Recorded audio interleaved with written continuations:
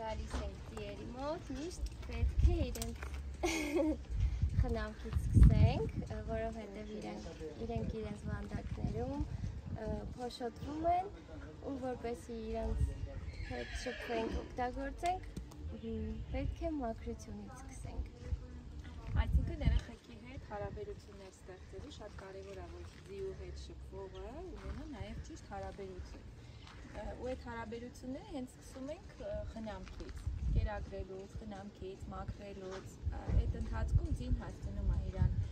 խնամողին էլ ճանաչի, ինչ որ արդեն վերաբերմունք է ձևավորվում եւ կենդանու հանդեպ եւ կենդանին նաեւ իր խնամողի հանդեպ։ Եվ այստեղ ովքեր որ վախենում են ձի լեցնելուց,